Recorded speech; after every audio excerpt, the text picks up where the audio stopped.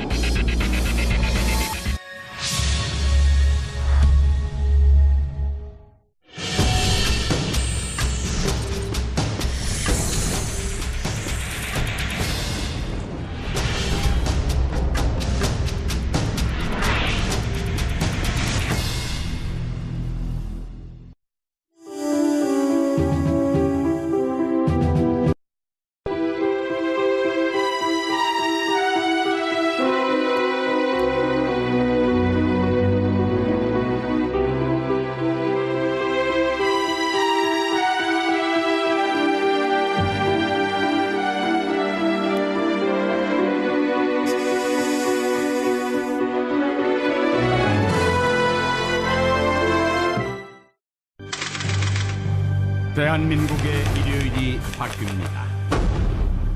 한 주간의 뉴스를 정리하고 다음 주를 내다봅니다.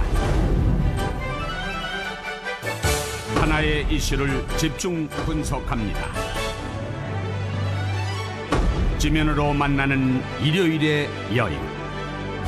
일요일 아침에 찾아가는 고품격 신문 중앙 선데이. 중앙일보가 만듭니다.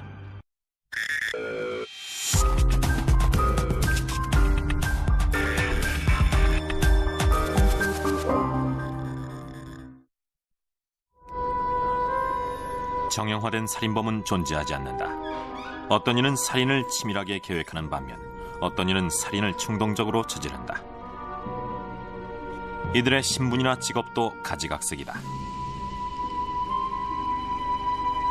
살인은 심지어 익명을 구해야 할 막중한 책임을 지고 있는 사람들에 의해서도 저지러진다. 바로 의사다. 1893년 시카고의 한 호텔이 문을 열었다. 그러자 젊은 미혼 여성들이 싼 숙박비와 구직에 대한 기대감으로 이 호텔에 몰려들었다. 하지만 얼마 뒤 사람들은 호텔 지하실에서 악취가 난다며 불평했다. 호텔 주인은 의학교육도 받은 부유한 사업가 H.H. 홈스였다. 그는 호텔에 투숙한 미혼의 젊은 여성 손님들을 살해한 뒤 소각로에서 불태웠다. 경찰이 호텔을 수색한 결과 지하실에서 사람의 유해 조각들과 가스실로 사용된 듯한 나무 트렁크가 발견됐다. 달아난 홈스는 얼마 못 가 붙잡힌 뒤 27명을 살해한 혐의로 교수형에 처해졌다. 세기의 살인마 이번 편에서는 3명의 잔혹한 의사들을 소개한다. 먼저 스코틀랜드에서 자신의 아내와 보모를 살해한 의사를 소개하고 두 번째 역시 아내와 2명의 아이를 살해한 의사를 소개하며 마지막으로 2차 대전 당시 프랑스에서 63명을 살해한 희대의 살인마 의사를 소개한다.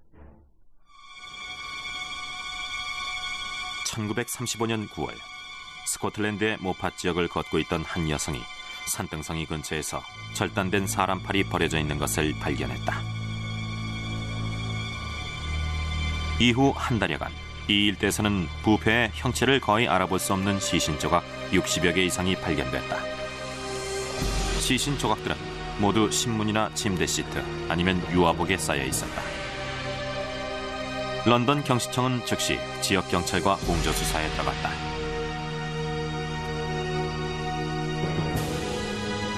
정확한 분석을 위해 시신 조각들은 모두 에든버러 대학 해부학과로 보내졌다.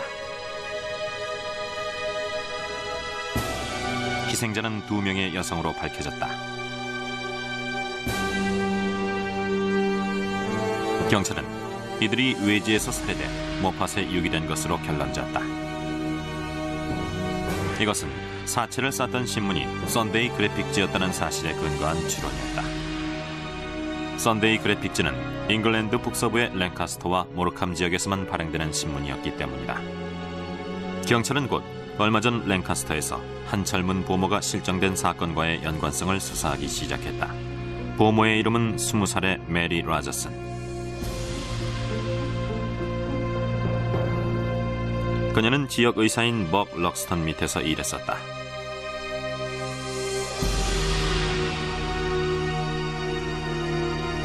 럭스턴의 아내 이사벨라 역시 실종된 상태였다. 경찰이 수사망을 더욱 좁혀갔다. 럭스턴은 1922년 봄베이 대학에서 의학 학위를 취득했다. 그 뒤 그는 선상 의사로 잠시 일한 뒤 에든버러 소재 왕립의과대학에서 연구를 계속했다. 1930년 아내 이사벨라와 랭카스터로 이주한 그는 대저택을 구입하고 얼마 뒤엔 패밀리 닥터로서의 입지도 굳히게 된다. 그러던 1935년 9월 14일 이사벨라가 갑자기 실종됐다. 남편 럭스턴과 심한 말다툼을 벌인 뒤였다. 실종 당일 아침 이사벨라는 여동생과 함께 인근 블랙풀 해변 휴양지로 가기 위해 집을 나섰다. 그날 밤 11시 30분 그녀는 블랙풀을 출발해 집으로 향했다. 다음날 아침 럭스턴은 자신의 환자이면서 가끔씩 집안일도 거들어주는 햄프셔 부인을 찾아갔다. 그리곤 집수리를 위해 준비가 필요하다며 도움을 요청했다. 럭스턴은 이때 햄프셔 부인에게 아내가 아직 블랙풀에서 돌아오지 않았으며 보모 라저스는 휴가 중이라고 말했다. 그는 또 카페트 2군데에 심한 얼룩이져 뒷마당에 널어놓았다고 말했다.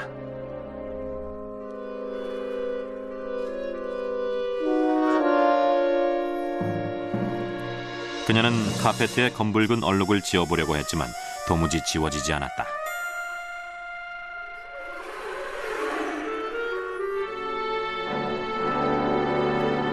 (9월 19일) 럭스턴이 자신의 차를 자택 뒷골목에 주차시키고 수상해 보이는 꾸러미들을 몇 차례 계단을 통해 옮기는 것이 주민들에게 목격됐다.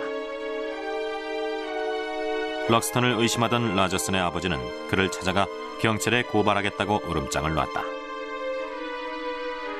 하지만 그는 딸의 토막난 시신이 160km나 떨어진 스코틀랜드의 모팟에서 발견되리라곤 상상도 못했다. 경찰은 럭스턴의 지난 9월 말 행적을 추궁했다. 몇 시간의 신문 끝에 경찰은 럭스턴을 아내 이사벨라와 보모 살해 혐의로 기소했다. 하지만 문제가 있었다. 사체의 주인공을 밝혀야 하는 그리 녹록지 않은 과제가 남아있었던 것. 저명한 법의학자인 글래스고 대학교의 존 글레이스터 교수가 의학 수사에 책임을 맡았다. 그는 범인이 희생자의 신원을 숨기기 위해 일부러 시신을 훼손한 것이라고 판단했다.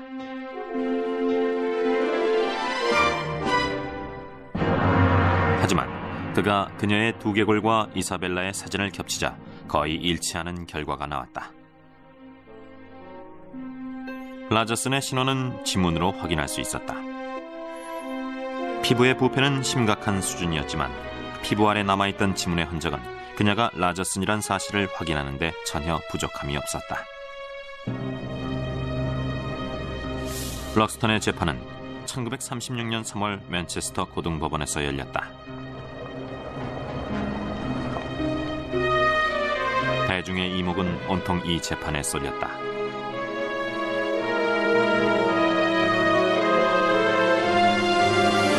럭스턴은 매우 소유욕이 강했으며 그가 아내의 외도를 확신했다는 사실이 재판 과정에서 드러났다.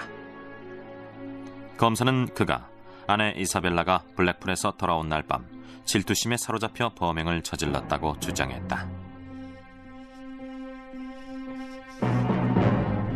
검사는 또 그의 범행을 목격한 라저슨도 마찬가지로 살해했다고 주장했다.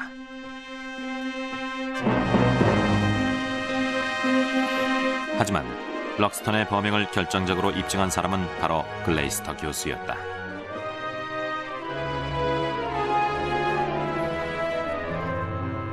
럭스턴의 집 모형까지 만들어 그가 정확히 어디에서 어떤 식으로 범행을 저질렀는지 보여준 것이다. 럭스턴은 시신들을 욕실로 옮긴 뒤 잘게 토막냈다.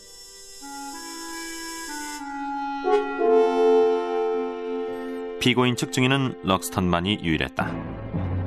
그의 감정적이고 산만하며 앞뒤가 안 맞는 증언은 배심원들에게 전혀 어필하지 못했다. 그는 서툴게 자신의 무죄만을 주장했다. 전원 남성으로 구성된 배심원들은 럭스턴의 유죄를 인정해 그에게 사형을 평결했다. 평결 후 이뤄진 럭스턴의 상고 요청도 기각됐다. 맨체스터의 스트레인지 웨이스 교도소에서 몇 주를 보낸 럭스턴은 마침내 1936년 5월 교수형에 처해졌다.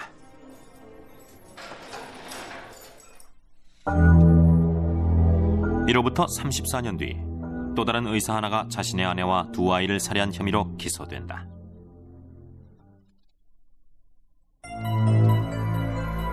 (1970년 2월) 미 육군 특전사 소속 군의관 제프리 맥도널드가 노스캐롤라이나에 위치한 포트 브레그 군병원으로 급히 후송됐다. 그가 병원에서 자상과 두부 타박상을 치료받고 있던 시간, 그의 집에 출동한 군수사관들은 긴박하게 움직이고 있었다. 그의 아내 콜레트와 두 아이가 이미 칼에 찔리고 폭행당해 숨져 있었던 것이다. 맥도널드는 불량배들이 집에 난입해 저지른 짓이라고 진술했다. 집 뒷뜰에서는 칼과 얼음 깨는 송곳, 나무 본봉 등이 발견됐다. 이들 흉기에서는 지문이 발견되지 않았으며 맥도널드는 이 물건들을 처음 보는 것이라고 진술했다. 장례식에 참석한 조문객들은 하나같이 이 젊은 미남 장교에게 닥친 비극을 안타까워했다. 하지만 얼마 뒤 군수사관들이 그의 진술의 신빙성에 의혹의 눈길을 보내기 시작했다. 결국 그는 체포됐다.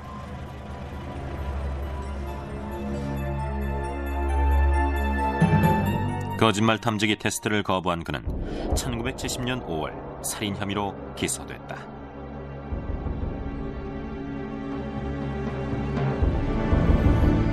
군 당국은 재판 대신 사건에 대한 내부 심리를 열었다.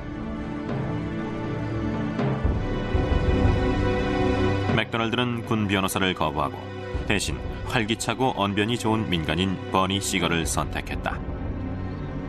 시걸은 맥도널드가 자신의 가족들을 살해할 하등의 이유가 없다고 역설했다. 그는 또 20명의 군 수사관들이 범행 현장을 심각하게 훼손하는 바람에 지문이나 종문 채취가 불가능하게 됐다고 주장했다. 게다가 군 당국이 맥도널드의 집에 난입한 불량배들을 찾아내려는 의지도 보이지 않는다고 주장했다. 결국 이 사건은 증거 불충분으로 기각됐다. 후에 맥도널드는 군에서 명예제대를 했다. 그리곤 캘리포니아 롱비치의 한 멋진 해변 콘도를 구입해 이주했다.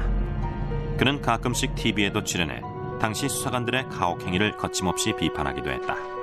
그러는 와중에도 그는 의사활동을 계속해 세인트 메리 메디컬 센터 응급실에서 근무했다. 하지만 맥도널드는 처부모인 밀드레드와 프레디 카삽이 얼마나 집요한 사람들인지 미처 깨닫지 못했다. 그들은 여전히 맥도널드가 자신들의 딸과 두 손자를 살해했다고 확신하고 있었다. 카삽은 군 당국을 설득해 사건 재조사를 이끌어냈고 군 당국은 결국 사건을 민간 법정으로 넘기기로 결정한다. 하지만 대배심이 맥도널드를 기소한 것은 이로부터 한참이나 지난 5년 뒤. 더군다나 3명의 판사로 구성된 패널이 그에게 무혐의 결정을 내려 그는 의사 일을 계속할 수 있었다. 연방 대법원만이 그를 살인 혐의로 재판정에 세울 수 있는 상황이었다. 마침내 사건이 일어나고 9년이 지난 1979년 7월 연방 대법원의 결정으로 그의 재판이 노스캐롤라이나에서 다시 시작됐다. 버니 시걸이 이끄는 변호인단은 맥도널드에게 불리하게 제시된 법의학 증거를 반박하는 데 별다른 노력을 기울이지 않았다. 오로지 그가 자신의 가족들을 그렇게 잔인하게 살해할 이유가 없다는 감정적인 호소에만 의존했다. 검찰 측은 맥도널드가 아내와 심한 말다툼을 벌이던 중 화를 참지 못해 아내를 폭행하고 칼로 찔러 죽였다고 주장했다. 그리고 두 아이마저 살해한 뒤 불량배가 난입해 범행을 저지른 것처럼 위장했다고 주장했다.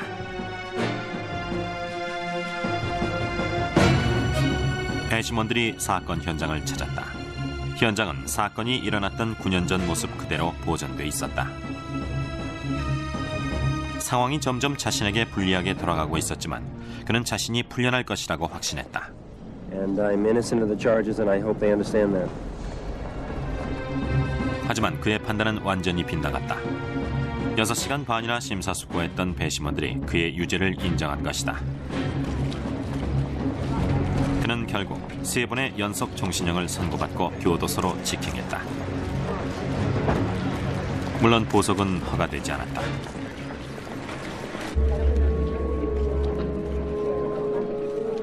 불굴의 정신과 집요함으로 맥도널드를 법의 심판대에 세운 프레디 카삽이 기자들 앞에서 소감을 밝혔다. I'm glad that the bail was revoked because I think it's only just that since he has managed to keep this case out of court since the indictment in 1975, that it is only just that now that he has been convicted that he be incarcerated. 버니 시갈의 말이다.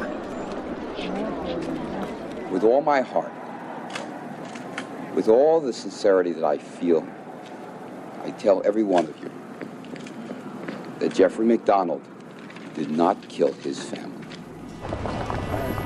하지만 1980년 7월 제4형사 순회 재판소는 맥도널드가 신속한 재판을 받을 수 있는 헌법상의 신성한 권리를 침해당했다고 판결했다. 그는 이 판결 후 곧바로 풀려난다. I'm innocent of the charges and have always been innocent. He was tried and a jury found him guilty. 맥도널드의 자유로운 생활은 오래가지 못했다. 1982년 3월 연방 대법원이 그의 하급심 판결을 뒤집으면서 다시 수감되는 신세가 된 것이다.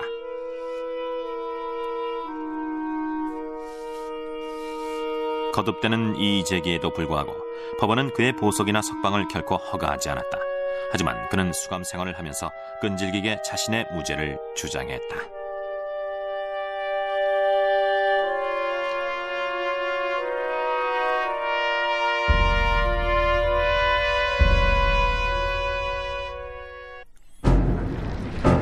맥도널드 사건이 있기 거의 30년 전 프랑스의 파리에서 일어났던 한 사건을 소개한다. 사건의 주인공인 의사에게 독일군의 파리 입성은 돈을 벌 수 있는 아주 좋은 기회였다.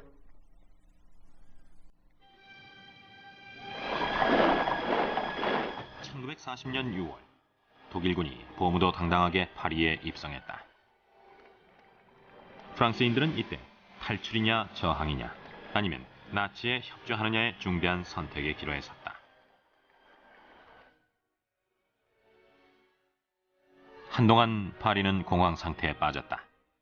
번화하던 거리는 인적이 뚝 끊겼고 상점들은 모두 문을 닫았다. 하지만 의사인 마르셀 페티오에게 독일군의 파리 점령은 추악한 돈벌이에 더할 나위 없이 좋은 기회였다. 당시 유대인들이 강제 수용소로 끌려가고 있는 동안 페티오는 돈을 벌기 위해 추악한 음모를 꾸미고 있었다.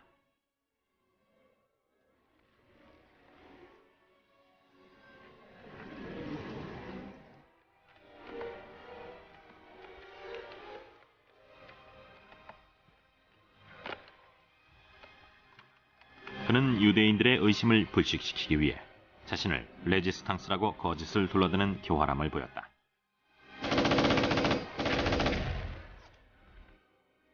그리곤 그들을 프랑스에서 탈출시켜주겠노라고 약속했다. 그러자 사람들은 룰레스호 21번가에 있는 그의 사무실로 몰려들었다. 페티오는 그들이 곧 파리를 탈출할 수 있을 거라며 안심시키고 그 대가로 돈이나 보석 같은 귀중품들을 받았다.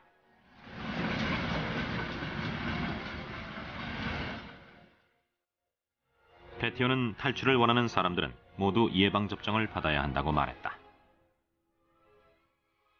접종을 받은 뒤 곧 탈출시켜주겠노라는 말도 잊지 않았다. 치명적인 주사를 맞은 것도 모른 채 탈출 예정자들은 그에게 이끌려 작은 방으로 안내됐다. 그리고 그가 문에 난 작은 구멍으로 지켜보는 가운데 서서히 죽어갔다. 사망자들은 안뜰의 석회 구덩이에 묻히거나 토막난 뒤 불태워졌다.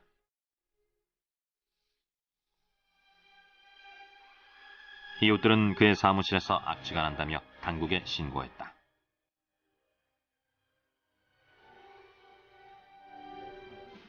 파리 경찰과 소방당국이 마침내 악취의 원인을 밝혀냈다. 하지만 페티오가 나치 협력자들을 처단한 것이라고 둘러대자 더 이상의 조사는 이루어지지 않았다.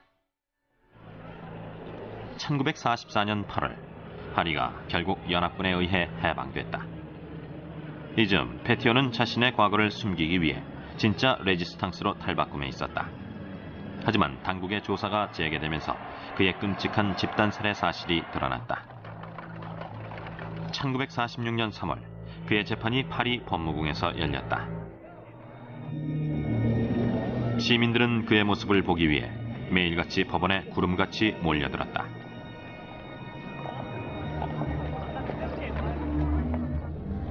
증언대에선 페티오는 63명을 죽인 사실을 굳이 부인하지 않았다. 그는 그들이 프랑스의 적이었으며 그들을 처단하는 것이 애국 프랑스인이자 진정한 레지스탕스인 자신의 의무였다고 주장했다. 그리고 덧붙여 자신이 많은 사람들을 안전하게 탈출시켰다고 주장했다. 재판 도중 페티오는 경찰의 삼엄한 경비하에 자신의 범행 현장을 다시 찾기도 했다. 군중들이 벌떼처럼 몰려들었다.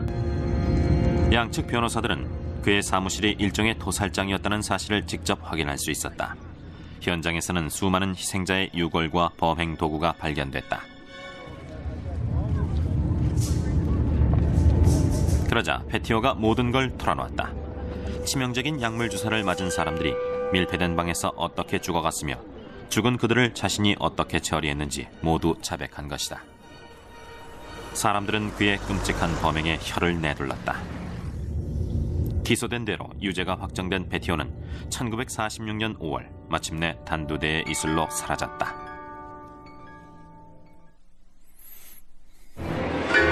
H.H. 홈스는 돈벌이를 위해 살인을 저질렀다. 아내의 외도를 확신한 먹 럭스턴이 동원한 방법은 극단적인 살인이었다. 그리곤 자신의 범행을 목격한 보모도 살해했다. 아내와 두 아이를 살해한 제프리 맥도널드는 자신의 범행을 불량배의 소행으로 몰아붙였다. 그리고 63명에게 독극물을 주사한 마르셀 페티오는 그들이 죽어가는 모습을 태연하게 지켜봤다.